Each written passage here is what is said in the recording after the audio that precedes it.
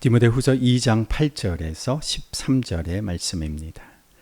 내가 전하는 복음대로 다윗의 자손으로 나시고 죽은 사람 가운데서 살아나신 예수 그리스도를 기억하십시오. 나는 이 복음 때문에 고난을 당하며 죄수처럼 매여 있으나 하나님의 말씀은 매여 있지 않습니다. 그러므로 나는 하나님께서 택하여 주신 사람들을 위해서 모든 것을 참고 있습니다.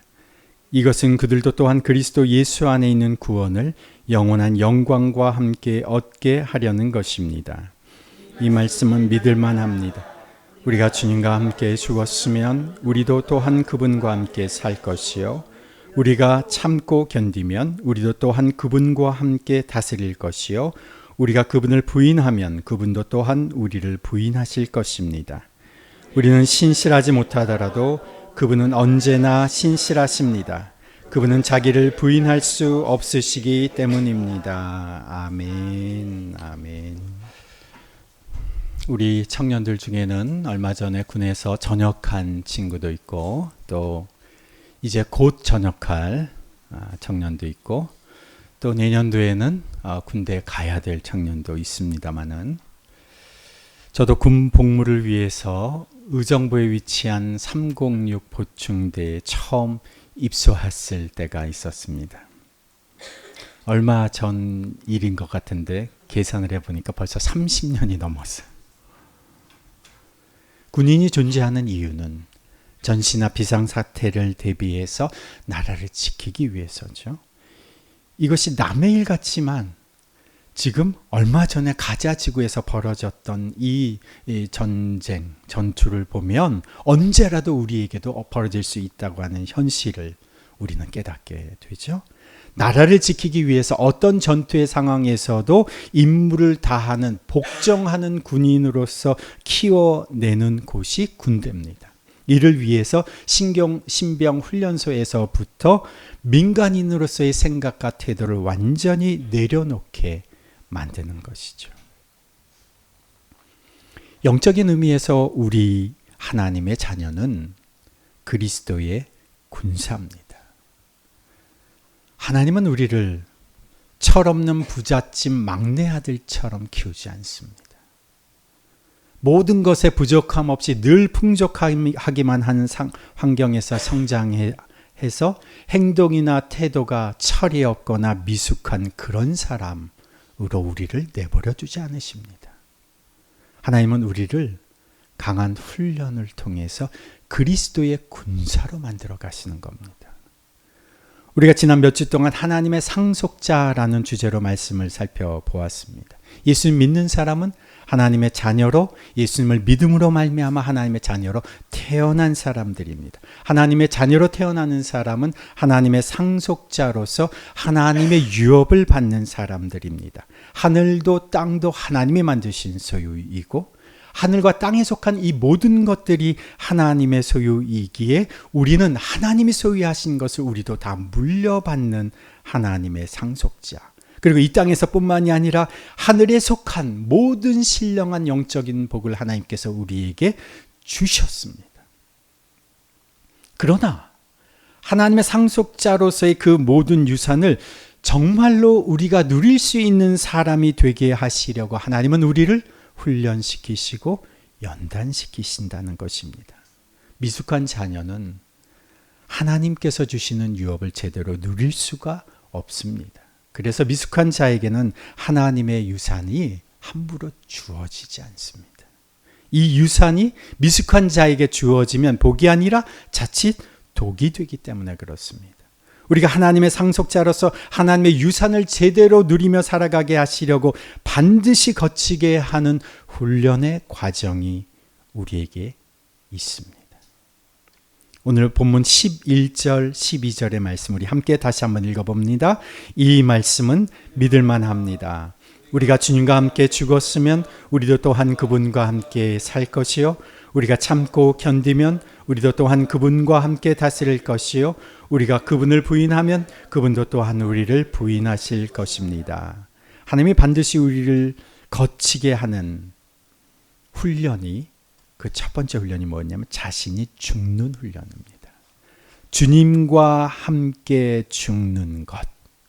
이것은 예수를 믿는다고 고백하는 사람이면 반드시 거쳐야 하는 과정입니다. 이것을 로마서 6장에서 주님과 함께 이 죽는 과정을 그리스도인이 첫 걸음을 시작할 때 무엇을 받? 세례를 받습니다. 이것을 세례로 설명하는 본문이 로마서 6장의 말씀인데 6장 3절에서 한번 우리 함께 같이 한번 읽어봅니다. 6장 3절에서 11절의 말씀 조금 길지만 한번 읽어보십시다. 세례를 받아 그리스도 예수와 하나가 된 우리는 모두 세례를 받을 때에 그와 함께 죽었다는 것을 여러분은 알지 못합니까? 그러므로 우리는 세례를 통하여 그의 죽으심과 연합함으로써 그와 함께 묻혔던 것입니다. 그것은 그리스도께서 아버지의 영광으로 말미암아 죽은 사람들 가운데서 살아나신 것과 같이 우리도 또한 새 생명 안에서 살아가기 위함입니다. 우리가 그의 죽으심과 같은 죽음을 죽어서 그와 연합하는 사람이 되었으면 우리는 부활에 있어서도 또한 그와 연합하는 사람이 될 것입니다. 우리의 옛사람, 다음 장이요. 우리의 옛사람이 그리스도와 함께 십자가에 달려 죽은 것은 죄의 몸을 멸하여서 우리가 다시는 죄의 노예가 되지 않게 하려는 것임을 우리는 압니다. 죽은 사람은 이미 죄의 세력에서 해방되었습니다. 우리가 그리스도와 함께 죽었으면 그와 함께 우리도 또한 살아날 것임을 믿습니다. 우리가 알기로 그리스도께서는 죽은 사람들 가운데서 살아나셔서 다시는 죽지 않으시며 다시는 죽음이 그를 지배하지 못합니다. 그리스도께서 죽으신 죽음은 죄에 대하여 단번에 죽으신 것이요 그분이 사시는 삶은 하나님을 위하여 사시는 것입니다. 이와 같이 여러분도 죄에 대해서는 죽은 사람이요 하나님을 위해서는 그리스도 예수 안에서 살고 있는 사람이라는 것을 알아야 합니다. 아멘. 아까 우리가 디모데후서 2장 11절에 이 말씀은 믿을만 합니다. 이것은 인용을 한 것인데 이 로마서 6장의 말씀을 줄여서 인용을 한 겁니다. 그리스도인의 첫걸음이 어디에서부터 시작됩니까? 세례에서부터 시작됩니다. 이 세례는 우리의 옛사람이 예수와 함께 죽었다는 사실을 확인시켜 주는 예식입니다. 세례는 원래 침례였죠. 우리가 침례, 온몸이 물에 잠기는 침례를 받을 때 온몸이 물속에 담그게 됩니다. 그 물속에 자신의 옛 자아가 물속에 담가지면서 함께 예수와 함께 자신이 죽는 겁니다. 세례라는 예식을 통해서 나의 옛 자아는 죽었습니다. 나의 옛 자가 죽으면 어떻게 될까요? 이전에 나를 얽매고 있던 모든 것에서 자유케 됩니다. 사람이 죽으면 그가 있던 모든 빚도 다 청산이 됩니다. 그를 누르고 있던 모든 부담도 다 청산이 됩니다. 인간이 가지고 있던 옛 자아를 지배하고 있던 죄와 죽음에서 그 사람이 죽으면, 옛 사람이 죽으면 자유케 되는 겁니다. 이 말은 곧 그 배후에 있는, 죄와 죽음의 배후에 있는 사탄과 마귀의 권세에서 자유케 되는 겁니다. 죄와 죽음에서 파생된 것들이 무엇입니까? 두려움과 염려입니다.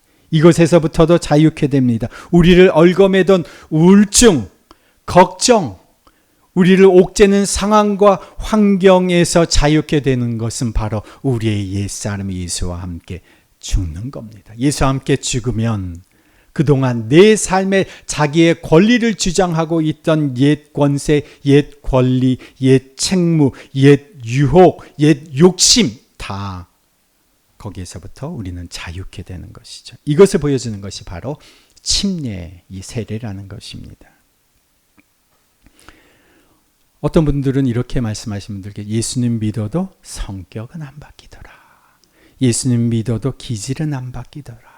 예수님 믿어도 말은 안 바뀌더라.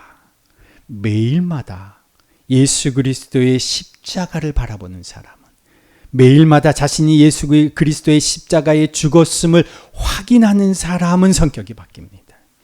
예수의 십자가가 죽었음을 매일마다 고백하는 사람은 기질이 바뀝니다. 말이 바뀝니다. 태도가 바뀝니다. 옛 자아가 죽는 경험을 하게 되는 거죠. 주님이 우리를 훈련시키는 가장 기본적인 첫 번째 과정은 자신이 죽는 겁니다. 예수와 함께. 그리고 나서 이어진 두 번째 훈련이 무엇입니까? 11절에 우리가 주님과 함께 죽었으면 우리도 또한 그분과 함께 살 것이요. 예수님의 십자가 죽으심이 바로 나의 죽음임을 고백하며 살아가는 사람은 곧 그분과 함께 살게 되는 것입니다. 디모데후서를 보면 지금 이 2장 11절에서 말하는 주님과 함께 살게 될 것이다 라고 하는 1차적인 의미는 그분 안에서 우리의 몸도 부활할 것이라는 뜻입니다.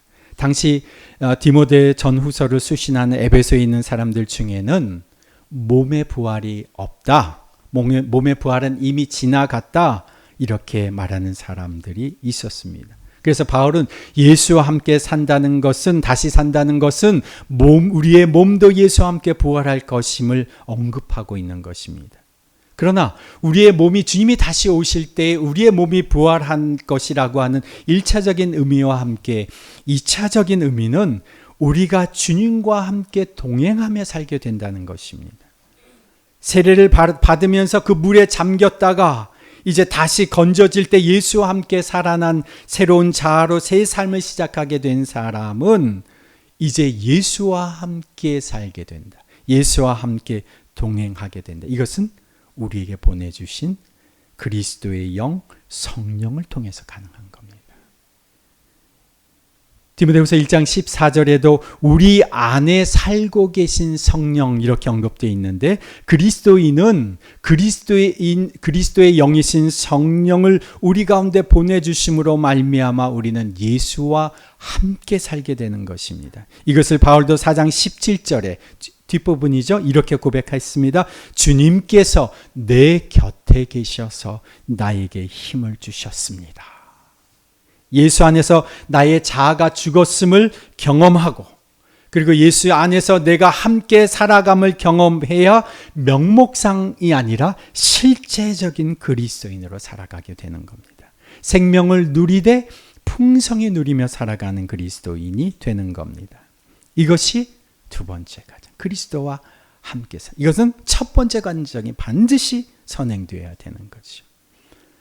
그리고 세 번째 훈련 과정이 무엇입니까? 주님과 함께 통치하고 다스리는 단계입니다. 12절에 보시면 우리가 참고 견디면 우리도 또한 그분과 함께 다스릴 것이요. 하나님의 자녀, 하나님의 상속자는 예수 그리스도와 함께 다스리는 존재다. 이 12절에서 보면 함께 다스리다라고 하는 이 단어는 한글로는 함께라고 하는 부사와 다스리다라고 하는 동사 두 단어로 쓰여져 있지만 원어로 보니까 이건 한 단어로 쓰여져 있어요. 뜻은 함께 왕노릇하다, 공동 왕노릇하다, 함께 통치한다라는 뜻입니다. 제가 찬송가 중에 이 내용을 기반으로 만들어진 찬송가가 있는데 492장입니다. 492장에 보면 잠시 세상에 내가 살면서 항상 찬송 부르다가 날이 저물어 오라 하시면 영광 중에 나아가리. 열린 천국문 내가 들어가 세상 짐을 내려놓고 빛난 면류관 받아 쓰고서 주와 함께 다스리리. 한글 가사는 이렇게 은유를 4글자씩 딱딱 이렇게 맞춰서 좀 생략된 부분이 있는데, 원래 이 영어 가사 마지막 부분을 직역을 하면 이런 내용입니다. 열린 천국문 내가 들어가 그의 발 아래 내 모든 짐을 내려놓고 십자가를 면류관으로 바꿔 쓰고, 이렇게 표현돼요. 십자가를 면류관으로 바꿔 쓰고 주와 함께 영원히 다스리게 되리. 지금은 십자가 고난이 있지만 주님 앞에서 면류관으로 바꿔 쓰고 주님과 함께 다스리게 될 것이다. 우리가 주님과 함께 옛 자아가 죽으면 우리는 주님과 함께 살 것이요 그분과 함께 다스리고 통치하게 되는 것입니다. 이 부분을 대부분의 사람들은 미래의 사건으로 이해합니다. 이건 미래에 펼쳐지는 것이다. 마태복음 19장 28절에서 예수님께서 베드로가 이런 질문을 했습니다. 우리는 선생님, 우리는 모든 것을 버리고 선생님을 따랐습니다. 그러니 우리는 무엇을 받겠습니까? 이렇게 물었을 때 예수님이 이렇게 대답하셨어요. 내가 진정으로 너희에게 말한다. 세상에서 인자가 자기의 영광스러운 보좌에 앉을 때에 나를 따라온 너희도 12보좌에 앉아서 이스라엘 12지파를 심판할 것이다.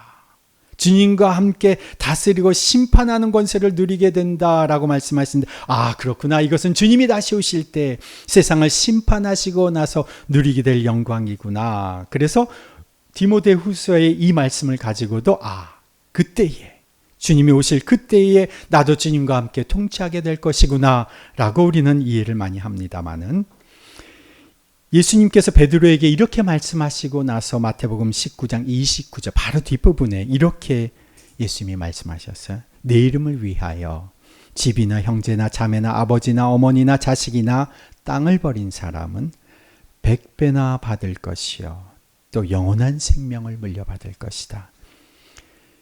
예수 그리스도를 위하여 고난받고 모든 것을 버리고 주를 따라가는 사람에게 벌어진 일이 죽어서 예수님이 다시 오실 때뿐만이 아니라 이 땅에서도 벌어지는 일임을 예수님이 힌트로 주신 겁니다. 이 땅에서도 너희가 100배나 받을 것이요. 그런데 왜 사람들이 주님과 함께 통치하고 다스리는 영광을 이 땅에서 누리게 되는지 모르면서 살아갈까요? 그것이 왜 이 땅에서 우리가 누리게 되는 권세임을 우리가 잊고 살아가게 될까요? 그것은 우리의 삶에 고난과 핍박과 어려움이 있기 때문에 그렇습니다. 12절에서 보면, 다시 보시면, 우리가 참고 견디면 우리도 또한 그분과 함께 다스릴 것이요. 우리가 참고 견뎌야 그분과 함께 다스리게 된다는 겁니다.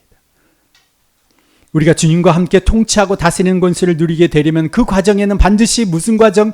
고난과 견딤의 과정이 있다는 것입니다. 그런데 사람들은 고난과 어려움과 인내의 과정 속에 무엇에만 집중을 합니까? 자신이 겪고 있는 그 고난과 역경을 어떻게 극복해야 할까만 신경을 쓰다 보니까 지금 그들 가운데 있는 주님의 통치와 다스림은 간과하고 있는 겁니다. 고난과 오늘 현실의 어려움에 집중하다 보니까 주님이 주시는 통치권을 사용하고 있다는 사실을 잊고 있거나 사용을 하면서도 자신에게 실제로 그런 힘과 권세가 있는지 둔감해지는 겁니다. 왜냐? 고난과 어려움, 인내, 거기만 지금 집중해 있으니까.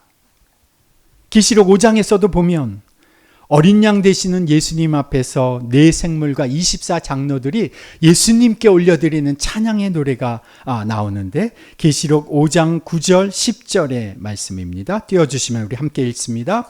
5장 9절에서 10절. 그들은 이런 말로 새로운 노래를 불렀습니다. 주님께서는 그 두루마리를 받으시고 봉인을 떼실 자격이 있습니다. 주님은 죽임을 당하시고 주님의 피로 모든 종족과 언어와 백성과 민족 가운데서 사람들을 사서 하나님께 드리셨습니다. 주님께서 그들을 우리 하나님 앞에서 나라가 되게 하시고 제사장으로 삼으셨습니다. 그래서 그들은 땅을 다스릴 것입니다. 아멘.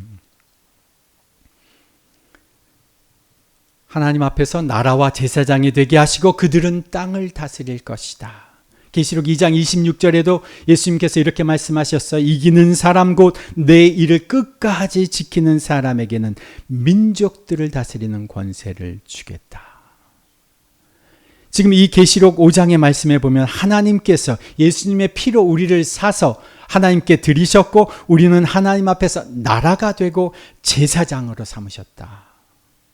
이것이 베드로전서 2장 9절에도 비슷한 내용의 언급이 있습니다. 우리가 어떤 존재인지를 베드로 2장 9절에서 보면 우리는 택하심을 받은 족속이요 왕같은 제사장들이요 거룩한 민족이요 하나님의 소유가 된 백성입니다. 그래서 여러분을 어둠에서 불러내어 자기의 놀라운 빛 가운데로 인도하신 분의 업적을 여러분이 선포하는 것입니다.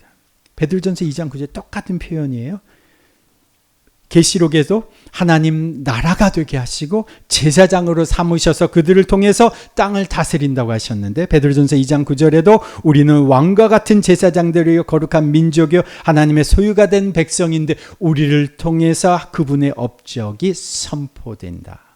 택하심을 받은 족속 왕 같은 제사장들인 우리는 왕 대신 하나님의 칙령을 세상에 공포하는 행위를 통해서 주님과 함께 통치하게 된다는 거예요. 주님께서 우리를 나라와 제사장으로 삼으셔서 땅을 다스리게 하신다는 거예요. 하나님의 자녀가 이 세상에서 고생하면서도 주님의 나라에서 누리게 될 그 영광이 분명히 있음을 우리가 압니다마는, 하나님의 자녀는 이 땅에서 살아가는 동안에도 땅을 다스리는 자로 살아가는 겁니다. 고난과 어려움을 겪고 있다고 하는 그 사실 속에서 이 중요한 사실을, 진리를 우리가 잊고 살아가서는 안 된다는 거죠. 고난과 역경을 겪고 나면 그 가운데서 우리는 주님과 함께 다스리게 된다. 우리가 겪고 있는 일들이 어떤 일들입니까?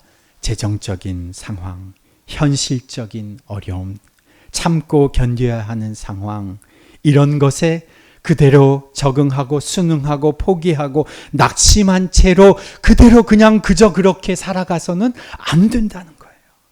그래서 바울이 디모데에게 이렇게 권면하는 겁니다. 디모데후서 2장 3절 앞부분에 보시면, 디모데후서 2장 3절, 그대는, 한번 보십시다. 디모데후서 2장 3절 함께 읽습니다. 그대는 그리스도 예수의 훌륭한 군사답게 고난을 함께 달게 받으십시오. 누구든지 군의 복무를 하는 사람은 자기를 군사로 모집한 사람을 기쁘게 해주어야 합니다. 그러므로 그는 살림살이에 얽매여서는 안 됩니다. 오늘의 살림살이의 문제로 그리스도의 군사가 얽매여서는 안 된다. 군사답게 고난을 달게 받아라. 주님과 함께 다스리고 통치하는 자, 그리스도의 군사, 그리스도와 함께 다스리는 자는 고난을 어떻게 기쁘게 받는다. 그런 것에 얽매이지 않는다. 너를 군사로 부르신 분을 기쁘게 해드리기 위해서, 너의 상관의 명령에 따라 임무와 책임을 수행하기 위해서 고난과 어려움도 기쁨으로 받아들여야 한다. 이것이 바울이 젊은 목회자 디모데에게 권하는 권면입니다. 그러면서 바울은 자신의 현 상태가 어떤지를 이렇게 설명합니다. 9절 말씀, 2장 9절 말씀 함께 읽습니다. 나는 이 복음 때문에 고난을 당하며 죄수처럼 매여 있으나 하나님의 말씀은 매여 있지 않습니다. 나는 매여 있는데, 이 말은 바울은 지금 감옥에 있다는 말입니다. 하나님의 말씀은 매여 있지 않다. 바울이 지금 복음을 전하다가 감옥에 갇히게 되었습니다. 그래서 그러면 사람들이 이렇게 생각할 수도 있죠. 복음을 위해 전하다가 이렇게 감옥에 갇히게 되었으니까 하나님이 살아계시고 하나님이 역사하시면 바울을 자유롭게 다닐 수 있도록 풀어주셔야 하는 것 아니냐. 현실의 그 어려움을 주께서 해결해 주셔야 하는 것 아니냐. 그래야 하나님이 원하시는 복음 전하는 일을 바울이 마음껏 할 수 있게 되는 것이 아니냐. 아닙니다. 현실의 인내와 견딤이 있음에도, 현실의 제약이 있음에도 그 상황에서 주님과 함께 다스리라는 겁니다. 주님의 주권과 통치를 그 상황에서도 적용해야 하라는 겁니다. 감옥에 갇혀 있어도 거기에 구애받지 않고 하나님의 말씀으로 가르치고 바울은 권면하는 겁니다. 로마의 감옥이라는 상황에서도 바울은 주님이 주신 권세와 권위로 하나님의 말씀을 담대하게 선포하며 주님과 함께 통치하고 다스리고 있는 겁니다. 비록 바울이 말로는 사람들에게 말할 수 없지만 편지로, 글로 전해서 보내는 거죠. 현실의 어려움과 고난에도 불구하고 참고 견디면서 바울은 주님이 원하시는 길을 가는 겁니다. 그곳에서 주님의 통치와 다스림을 행하는 겁니다. 그런데 이런 감옥에 갇혀 있는 바울을 통해서 복음은, 자유롭게 복음을 전하고 있는 그 누구보다도 더 능력 있게 시간과 거리를 넘어서서 초월해서 바다를 건너가서 수천 년의 시간을 넘어서서 수많은 사람들, 오늘 우리에게까지 이 복음이 전해지고 있는 겁니다. 예수님의 삶도 마찬가지입니다. 그분이 가는 곳마다 귀신이 쫓겨나고, 그분이 가는 곳마다 병자들이 고침을 받고 죄사함을 받고, 그분이 명령하시면 바다와 파도까지도 그의 말에 순종하였습니다. 그러나 그 와중에도 예수님은 사람들의 핍박과 박해를 받으셨어요. 예수님에게는 십자가의 고난과 죽으심이 있었습니다. 우리가 그분과 함께 죽으면 그분과 함께 살아나게 되고, 그분과 함께 살아나 그분과 함께 동행하게 되고, 그러면 우리의 고난의 현실, 역경의 현실의 수많은 문제 앞에서도 우리는 그분과 함께 그 상황을 참고 견디며 그분과 함께 통치하고 다스리게 된다는 것입니다. 그분과 함께 다스리고 통치하는 것은 주님이 다시 오시고 나서 물론 완성되는 것이지만 오늘 이 땅에서 우리가 누리는 권세라는 것이죠. 그러니 우리가 기억해야 합니다. 이 땅에서 있는 동안 참고 견딤이 있다는 것이에요. 그 가운데서도 주님의 통치와 다스리심이 우리와 함께 하신다는 겁니다. 그분과 함께 우리는 현실의 문제 앞에서도 세상을 다스리고 통치한다는 거예요. 그래서 이 영적 진리를 깨달은 바울이 디모데에게 권면합니다. 3장 11절 후반절에 보시면 나는 이러한 박해를 견디어냈고 하나님께서는 그 모든 박해에서 나를 건져내셨습니다. 그리스도 예수 안에서 경건하게 살려고 하는 사람은 모두 박해를 받을 것입니다. 3장 14절에서도 그대는 그대가 배워서 굳게 믿는 그 진리 안에 머무십시오. 오늘 본문 12절에서도 마지막 부분에 엄중한 경고를 말합니다. 우리가 그분을 부인하면 그분도 또한 우리를 부인하실 것입니다. 어떠한 핍박과 어려움이 있다 하더라도, 어떠한 현실의 문제 앞에서 우리가 마주칠지라도 절대 예수 그리스도를 부인해서는 안 된다. 우리가 참고 견디며 그런 상황에서도 주님을 부인하지 않으면 오히려 그분을 자랑하고 그분을 고백하고 인정하면 우리는 주님과 함께 다스리게 된다는 것입니다. 우리가 이 땅에서 살아가면서 쉽지 않은 도전들이 우리 앞에 분명히 있습니다. 그러나 거기에서 물러나고 거기에서 뒷걸음치지 마시기를 바랍니다. 주님께서 우리를 도우셔서 하나님 앞에서 나라가 되게 하시고 제사장으로 삼으셨습니다. 그래서 우리는 땅을 다스리게 되는 겁니다. 이렇게 예수님께서 우리에게 이 땅을 다스리고 통치하는 권세, 통치권을 주셨는데 사실 이것을 가만히 살펴보면 이 땅을 다스리는 이 권세는 내 한 사람 개인에게 주신 것이 아님을 우리가 알 수가 있습니다. 11절, 12절을 다시 보시면 이 말씀은 믿을 만합니다. 우리가 주님과 함께 죽었으면 우리도 또한 그분과 함께 살 것이요, 우리가 참고 견디면 우리도 또한 그분과 함께 다스릴 것이요, 우리가 그분을 부인하면 그분도 또한 우리를 부인하실 것입니다. 주님과 함께 다스리는 권세는, 주님과 함께 하는 축복은, 주님과 함께 죽었다가 다시 살아남 주님과 동행하는 이 모든 권리는 우리에게 주신 것임을 알 수가 있습니다. 여기에서 우리는 바로 그리스도인의 공동체, 바로 교회 공동체를 의미하는 겁니다. 하나님께서 세상을 다스리고 통치하시는 일은 바로 교회 공동체를 통해서 하시는 일이라는 거죠. 에베소서 1장 23절에 예수님의 교회를 이렇게 설명합니다. 교회는 그리스도의 몸이요 만물 안에서 만물을 충만하시는 분의 충만함입니다. 이것을 메시지 성경에 이렇게 풀어서 썼어요. 교회는 그리스도의 몸입니다. 그분은 교회 안에서 말씀하시고 활동하시며 교회를 통해 만물을 자신의 임재로 가득 채우십니다. 교회를 그의 몸이라고 말하는 것은 교회를 통해서 예수님은 일하신다는 겁니다. 교회가 오늘 이 시대 속에서 예수님이 일하시는 도구라는 겁니다. 이 교회는 오늘 이 시대 속에서 예수님의 통치 기구라는 것입니다. 이것이 우리를 하나님께서 훈련시키시는 이유입니다. 이 교회 공동체를 통해서 한 사람 한 사람이 모여서 함께 교회 공동체가 된 우리를 하나님께서 훈련시키시고 성장시키셔서 고난과 어려움 속에서도 인내와 오래 참음 중에서도 예수와 함께 다스리시고 통치하는 하나님의 공동체로 우리를 훈련시키고 연단시킨다는 것입니다. 이를 위해서 반드시 자아가 예수와 함께 죽게 하시고 예수와 함께 다시 살리시고 예수와 함께 고난을 겪게 되는 과정을 허락하시는 거죠. 그리고 나서야 우리는 예수와 함께 다스리게 되는 겁니다. 그런데 우리가 느끼는 건 어떤 겁니까? 때로 우리는 실패하고 나는 안 돼. 나는 가망이 없어. 라고 주저앉아 있을 때가 있습니다. 그때에도 하나님께서는 당신이 하신 말씀, 당신이 하신 약속에 여전히 신실하십니다.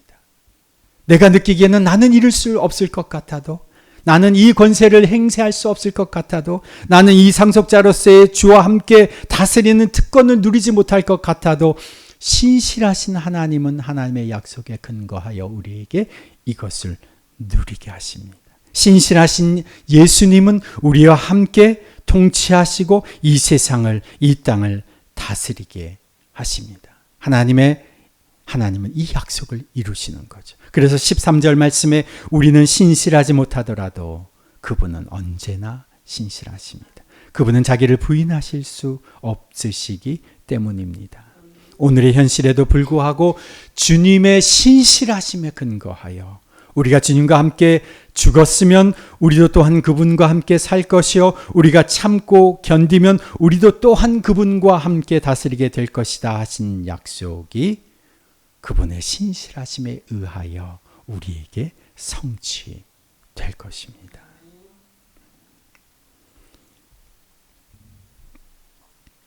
이제 우리가 한 주간을 살아가게 되는데, 내가 주님께서 이렇게 말씀하신 이 약속을 어떻게 우리가 이번 한 주간 정말 우리의 삶에서 누리면서 살아갈 수 있을까요? 첫 번째 훈련, 이것을 확인해. 내가 주님과 함께 죽었느냐? 이것은 우리의 매 순간마다 나는 그리스도와 함께 십자가에 못 박혔다고 고백하는 믿음으로 되는 겁니다. 그러면 주님께서, 내 안에 계신 주님께서, 임마누엘의 주님께서 우리를 살리십니다. 우리는 주님과 함께 살아나는 겁니다. 주님과 함께 나는 십자가에 죽었다고 매 순간 고백하면 그 순간이 주님과 함께 살아나는 순간입니다. 그러면 주님이 나와 함께 하심을 우리가 확신하게 되면 그때 우리는 예수 그리스도의 군사로서 이렇게 선포할 수가 있는 겁니다. 주님께서 나와 함께 하심을 확신하면 선포하는 거죠. 만무라 그리스도께 복종케 될지어다. 이 땅의 거민들아 주님께 경배할지어다. 이 땅에 속한 것들아 하나님 나라와 복음을 위하여 순종할지어다. 누구의 권세로? 예수 그리스도의 권세로.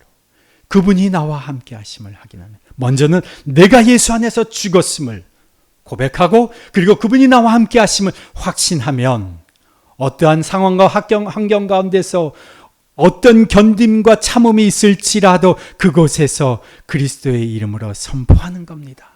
은도 내 것이요 금도 내 것이라 말씀하셨으니, 하늘과 땅과 그 안에 있는 모든 것이 주님의 것이고 주님의 소유라고 말씀하셨으니, 우리의 재정과 환경과 상황도 주님께 순복할지어다. 우리의 건강과 우리의 관계도 주님께 순복할지어다. 우리의 구체적인 상황, 우리의 구체적인 문제, 우리의 구체적인 어려움을 주님의 이름 앞에 선포하고 그의 권세 앞에 굴복할 것을 선언하고 고백하면서 살아가십시오. 여러분은 눈앞에 보이는 풍랑과 파도 앞에서 잔잔케 될지어다. 예수님의 이름으로 선포하십시오. 빗장 걸린 닫혀진 문 앞에서 부활하신 주님의 능력으로 선포하십시오. 문들아 열릴지어다. 이렇게 주님과 함께 통치하고 다스리는 한 주간, 한 해의 마지막 주간 보내게 되시기를 주님의 이름으로 축원합니다. 하나님 아버지 감사합니다. 우리 가운데 보내주신 예수 그리스도께서 우리를 대신하여 십자가에 못 박혀 죽으셨습니다. 그 예수 그리스도의 죽으심, 죄 없는 예수님의 죽으심은 바로 나의 죽으심임을 믿음으로 고백합니다. 우리에게 발 벌려주시는 그 예수님의 품에 안겨 우리의 죄악으로 향하였던, 우리의 죽음으로 치달았던 우리의 인생은 십자가에 못 박혀 죽었음을 고백합니다. 그 예수 그리스도께서 3일 만에 죽은 자 가운데서 일어나셔서 부활하심으로 말미암아 우리는 예수와 함께 살아난 존재임을 믿습니다.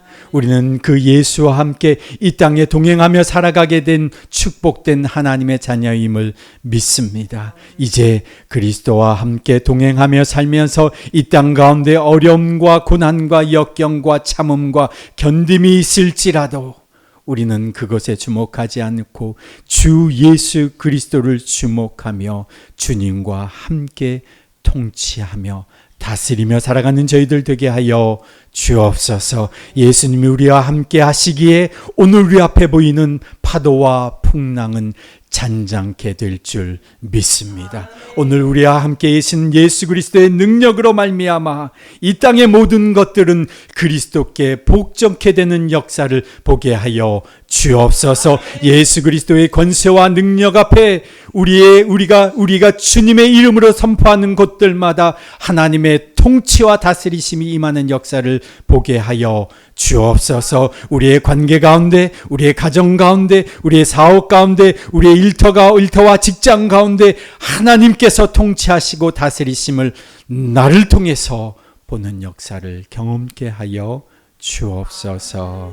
이제는 우리 구주 예수 그리스도의 그 지극하신 은혜와 하나님 아버지의 그 무한하신 사랑과 성령님의 교통하심이 예수와 함께 죽어 예수와 함께 살며 참고 견디워 예수와 함께 다스리는 주의 백성으로 살기를 결단하며 이제 세상으로 나아가는 주님의 백성들 위에, 그 가정과 자녀들과 일터와 사업장 위에, 그리고 주의 몸된 더빛교회 공동체 위에 이제로부터 영원토록 함께 하시기를 간절히 축원하옵나이다. 아멘.